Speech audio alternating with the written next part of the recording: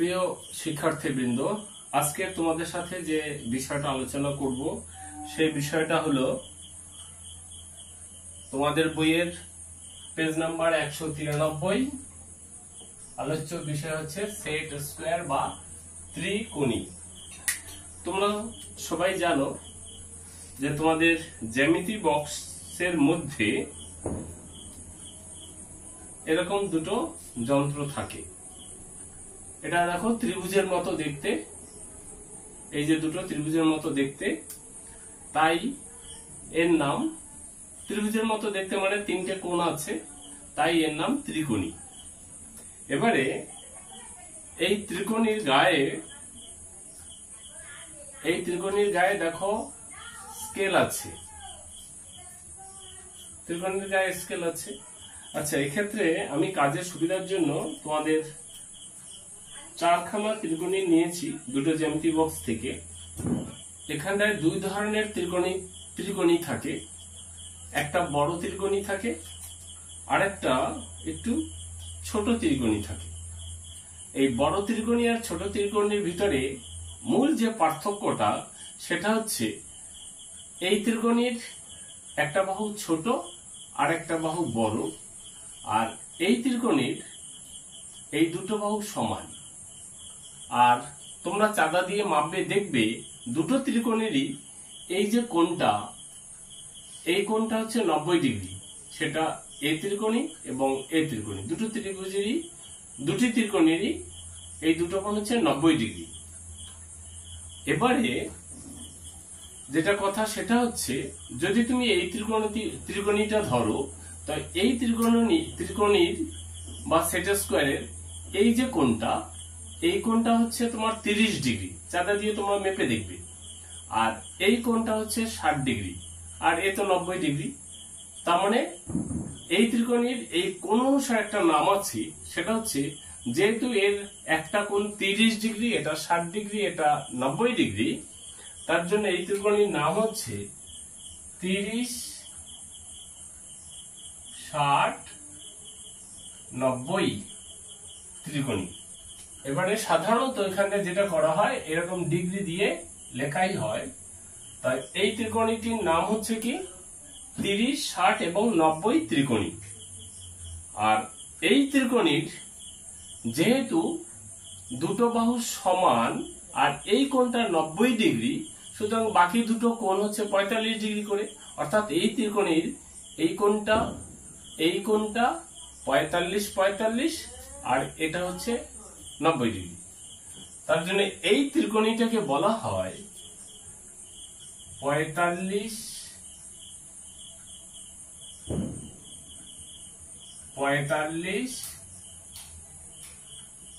90 degree ত্রিকোণী।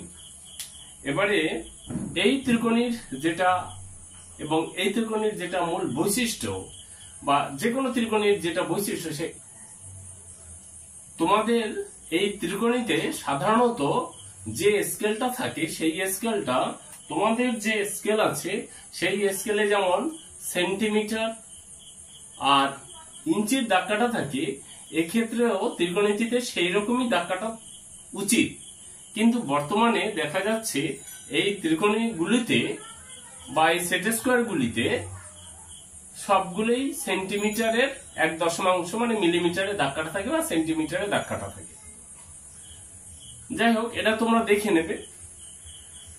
তবে আমরা আপাতত যে জিনিসটা আমি যেটা বললাম সাধারণত, সেটা হচ্ছে ত্রিকোণী বিষয়টা কি তার সংক্ষিপ্ত পরিচয়। আর ত্রিকোণী কাকে বলে যদি জিজ্ঞাসা করে কেউ কখনো, তখন বলবে জ্যামিতি বাক্সের মধ্যে 3 কোণ বিশিষ্ট যে যন্ত্র থাকে তাকে বলা হবে ত্রিকোণী বা সেট স্কয়ার। এটা সাধারণত দুই ধরনের থাকে, মানে ত্রিকোণীটা দুই ধরনের থাকে। সেটা হচ্ছে, একটা হচ্ছে 30, 60, 90 ত্রিকোণী, আর একটা হচ্ছে 45, 90 ত্রিকোণী। আজকের এই অধ্যায়ে যে বিষয়টা আমি আলোচনা করব, সেই বিষয়গুলো হলো, 1 নম্বরে দেখো ত্রিকোণী বা সেট স্কয়ার সম্পর্কে সংক্ষিপ্ত আলোচনা, মানে ত্রিকোণী সম্পর্কিত পরিচয়। আমি এখানে লিখে দিয়েছি দেখো, সেট স্কয়ার বা ত্রিকোণী তার দুটো ভাগ, এই যে দুটো ভাগ সম্পর্কে আমি বললাম, এখানে লিখে দিয়েছি। এবারে এই ত্রিকোণী দিয়ে আমরা কি করব, যে কতগুলো কোণ আঁকতে পারি সেই কোণগুলো আঁকবো। তো সবার প্রথমেই তোমাদের সাথে আমি বলেছি যে আমি যদি এই ত্রিকোণীটা নিই, এই ত্রিকোণীর এই কোণটা হচ্ছে 30, এটা হচ্ছে 60, এটা হচ্ছে 90। তার মানে এই ত্রিকোণী দিয়ে আমরা প্রথমে 30 ডিগ্রি আঁকতে পারবো, 60 ডিগ্রি আঁকতে পারবো এবং 90 ডিগ্রি আঁকতে পারবো। আমি যদি এই ত্রিকোণীটা দিয়ে 30 ডিগ্রি আঁকি, কিরকম আঁকবো দেখো। প্রথমে একদম পরিষ্কার এটা বসাবে, এই যে এইদিকে দাগ টানবে আর এটাকে চেপে ধরে একদম এরকম করে দাগ টেনে দেবে। তবে এক্ষেত্রে আমার পেনটা মোটা, তো আমার একটু সমস্যা, তোমরা এরকম করে নেবে। মানে এক্ষেত্রে একটু আমার এখানে একটু সমস্যা হচ্ছে, এই যে কোণটা, এই কোণটা পাবে 30 ডিগ্রি, কেন এই ত্রিকোণীটির সাহায্যে আমি এই ত্রিকোণী দিয়ে আমরা এঁকেছি। এরপরে আঁকবো তার উল্টো, মানে এখানে 60 ডিগ্রিটা আঁকবো। তাই আবার এ পাশে যদি করি 60 ডিগ্রি, এটাই আঁকি। যদি এই ধরো এটা ধরলাম, এইভাবে দাগটা টেনে বাড়িয়ে দিলাম, এটাকে চেপে ধরলাম, চেপে ধরে এটাকে আমি বাড়িয়ে দিলাম, এটাকে বাড়িয়ে দিলাম, এটাকে বাড়িয়ে দিলাম। তা এই যেটা পেলাম, এটা আমি পাবো 60 ডিগ্রি। আরেকটা আছে এখানে কি 90 ডিগ্রি। তাই যদি 90 ডিগ্রি আঁকে আমি কিরকম আঁকবো, এরকমই আঁকি 90 ডিগ্রি। এখানে পাশে এঁকে দিচ্ছি, এরকম চেপে ধরবো, চেপে ধরে এটাকে আমি এরকম করে বাড়িয়ে দেবো, এটাকে এরকম করে বাড়িয়ে দেবো, বাড়িয়ে দিলে এই যে কোণটা পেলাম সেটা হচ্ছে তোমার 90 ডিগ্রি। এই যে প্রথম এই কটা কোণ আঁকলাম, এরপরে অন্য ত্রিকোণীটা দিয়ে যে কোণটা আঁকবো, এই ছোট ত্রিকোণীটা দিয়ে যেটা আঁকবো, তখন 90 ডিগ্রি আঁকা হয়ে গেছে। আর একটা আঁকবো কত, 45 ডিগ্রি, কারণ এই ত্রিকোণীর দুটো কোণ 45 ডিগ্রি করে। তাই আমি এটাকে যদি এরকম আঁকতে চাই, এরকমই যদি আঁকি, এখানটায় ছোট্ট করে আঁকি, এই যে এটাকে টেনে বাড়িয়ে দাও, এটাকে চেপে ধরে এটাকে টেনে বাড়িয়ে দাও। এই যে কোণটা পাবো, আমার এখানে একটু অসুবিধা হচ্ছে, এই কোণটা হচ্ছে 45 ডিগ্রি। তা আমি আপাতত 30 ডিগ্রি আঁকলাম। এখানে যদি লিখি 30 ডিগ্রি এঁকেছি, তারপরে 45 ডিগ্রি এঁকেছি, 60 ডিগ্রি এঁকেছি, 30 ডিগ্রি 60 ডিগ্রি 90 ডিগ্রি এঁকেছি। মাঝখানে একটা আরো আঁকা যাবে এখানটায়, সেইটা দেখো। এই যে ত্রিকোণীটা, এটা কত 30, এর সাথে যদি একটা 45 নিয়ে নি, আমার কত হয়ে যাবে, 30 আর 45 যোগ করলে কত হবে, 75। কিরকম আঁকবো, ধরো এইখানটায় আমি করে দিলাম, এইখানটায় আশা করি দেখা যাচ্ছে। এটা আমার কত 45 আর এর 30 নাও, এই সুন্দর করে এটা নিয়ে নাও, এখানটায় এটা সোজা করে নাও, একটু এটাকে টেনে বাড়িয়ে দাও আর এটাকে চেপে ধরে এই যে এটাকে টেনে বাড়িয়ে দাও। ঠিক আছে, এক্ষেত্রে এই যে কোণটা হলো সেটা হচ্ছে কত, 75 ডিগ্রি।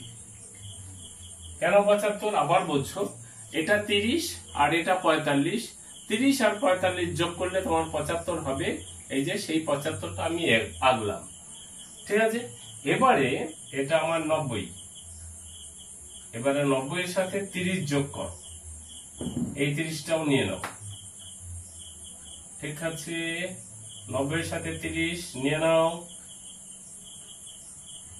এখানটায় এটাকে টেনে বাড়িয়ে দাও, এটাকে এখানটায় টেনে বাড়িয়ে দাও। এটাকে টেনে বাড়িয়ে দাও আর এটাকে টেনে বাড়িয়ে দাও। তো এটা কত হলো দেখো 90, 90 এর সাথে কত যোগ হলো এখানে 30, কত হবে তবে 120। তার মানে এই যে কোণটা এটা হলো 120 ডিগ্রি। এবার 45 এর সাথে 60, এটা 45 আর একটা 60, এই কোণটা 60। দেখো এরকম নিয়ে নিলাম, ঠিক আছে, এটাকে সমানই এখান থেকে এইটা নাও, এটা বাড়িয়ে দিতে হবে। এটা আমার কত, এটা আমার 60, এর সাথে 45 যোগ করো,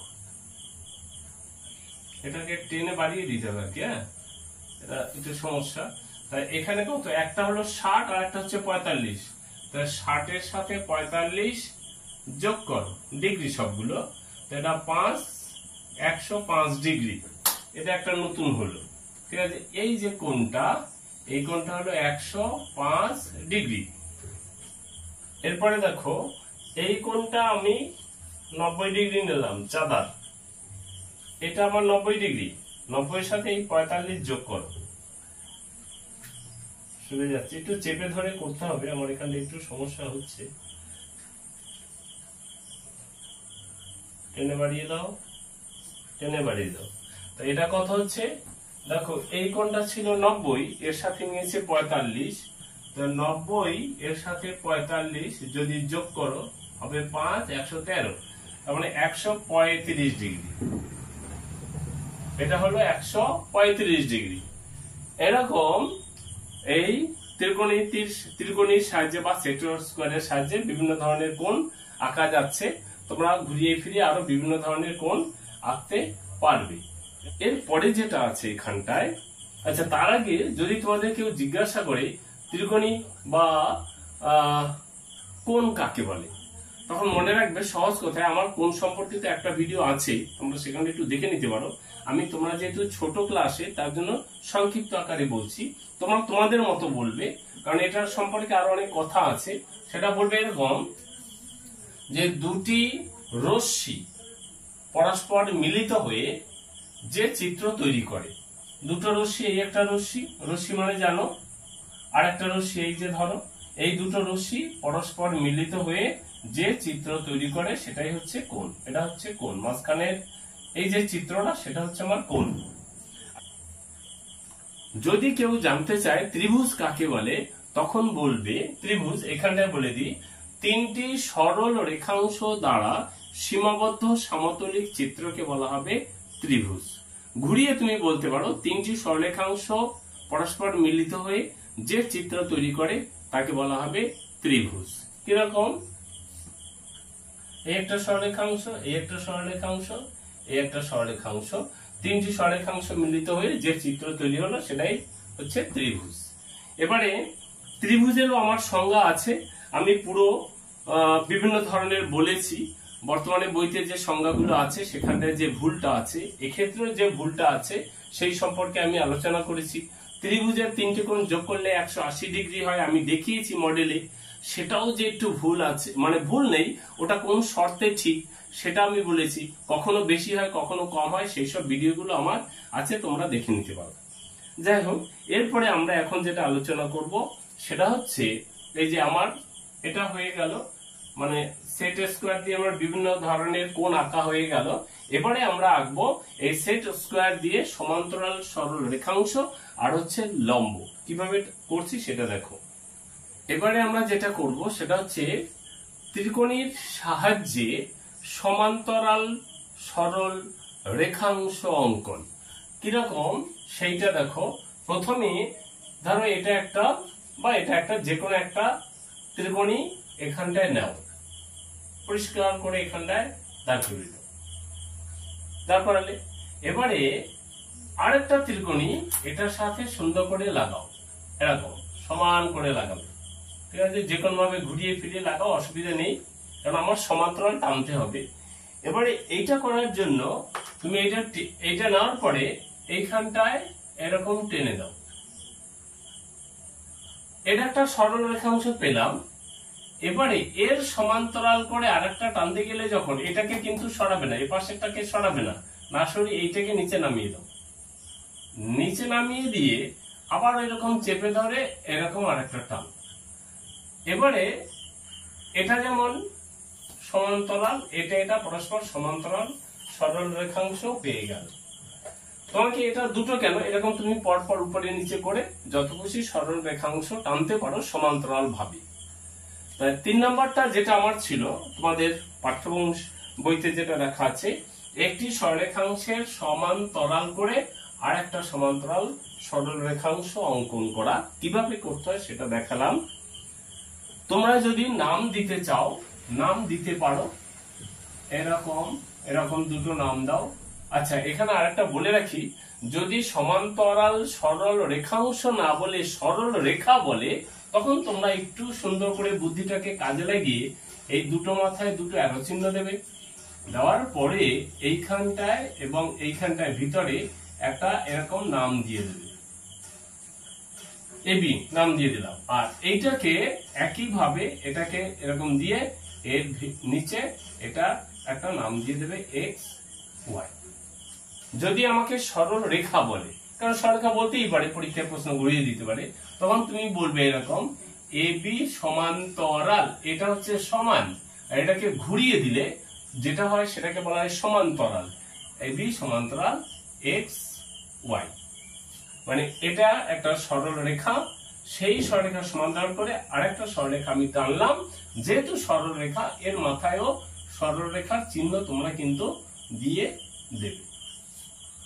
আর যদি সরল রেখাংশ বলে, তখন এইসব অ্যারো চিহ্ন দেওয়ার দরকার নেই, এখানে অ্যারো চিহ্ন দেওয়ার দরকার নেই, উপরে একটা জাস্ট দাগ দিয়ে দিতে পারো দৈর্ঘ্য বোঝানোর জন্য। এটা হয়ে গেল একটি সরল রেখা বা সরল রেখাংশের সমান্তরাল করে আরেকটা সরল রেখা বা সরল রেখাংশ অঙ্কন পদ্ধতি। যদি সরল রেখাংশ বলে, আমি এখানে আলাদা করে দেইনি, তুমি আবার আলাদা করে দিতে পারো। বলে স্যার আপনি তো দেখালেন না, তখন এখানে সরল এরকম একটা টানো, এটা একটা সরল রেখাংশ, পরে সরি এটা নিলে, এটা সমান্তরাল এরকম নিলে, এবার এইটাকে টানো, এটাকে নিচে নাও, এইটাকে চেপে ধরে এটা। আচ্ছা, আগে একটু ভালো করে আবার চেক করে দেখি, এইটা একবার সরে গেল বলে আবার এই দেখলাম, এই ধরে আবার আবার এটাকে এর গায়ে লাগিয়ে আবার এরকম একটা দিলে। এবার এটা নাম দিয়ে ধরো, এটা হচ্ছে এম এন, এরকম একদম এম, এটা এন, এটা একটা সরল রেখাংশ, এর সমান্তরাল আর একটা সরল রেখাংশ হচ্ছে, ধরো এর নাম দিয়ে দাও পি কি। এরকম লিখবে এম এন, এই সরল রেখাংশের সমান্তরাল আর একটা সরল রেখাংশ হচ্ছে পি টি। এবারে এই চাঁদার সাহায্যে একটা সরল রেখার উপরে বা সরল রেখাংশের উপরে আরেকটা সরল রেখাংশ অঙ্কন কিরকম করব। প্রথমে এরকম একটা তোমার ত্রিকোণী নিয়ে নাও এবং এটাকে ফিক্সড করে ধরে ফেলো, ধরে একটা দাগ টেনে ফেলো। দাগ টেনে আরেকটা যে ত্রিকোণী আছে সেই ত্রিকোণীটা এর উপরে সুন্দর করে বসাও। সে তুমি এদিকে বসাও আর এদিকে বসাও, যে কোনো একদিকে বসাও। বসিয়ে সুন্দর করে চেপে ধরো, চেপে ধরে এরকম সুন্দর করে গা দিয়ে এরকম একটা টেনে দাও। একটু সরে যাচ্ছে, এই সুন্দর করে এরকম সুন্দর করে টেনে দিলে এবারে এটা একটু হয়ে গেছে। এবারে এই যেটা হলো অরিজিনালি এখানে একটু মুছে গেল সরাতে গিয়ে, এই যেটা হলো সেটা হচ্ছে, ধরো এটা একটা কথার কথা, এটা একটা ধরো সরল রেখা, এর নাম দিয়ে দিলাম এ, এটা নাম দিয়ে দিলাম বি। এই সরলরেখার উপর এই একটা সরলরেখা, তার উপরে একটা ধরো বিন্দু নিলাম পি। এই পি বিন্দুর উপরে আমি এই ত্রিকোণীর সাহায্যে কিভাবে লম্ব টানলাম সেটা দেখালাম, এটা নাম দিলাম কিউ। অরিজিনালি এখানে পি কিউটা হচ্ছে কি লম্ব টানলাম, কার উপরে লম্ব টানলাম? এ বির উপরে। ঠিক আছে, এবারে তোমার যদি আবার সরল রেখাংশ বলে একটা দাগ দিয়ে দিতে পারো, এটা যদি সরল রেখা বলে এরকম একটা অ্যারো চিহ্ন দিয়ে দিতে পারো। মানে পি কিউ সরল রেখাংশটা এবি সরলরেখার উপরে লম্ব। আশা করি এখন পর্যন্ত যেটুকু বললাম বা তোমাদের সাথে যেটা আলোচনা করলাম আশা করি বুঝতে পেরেছি। Thank you.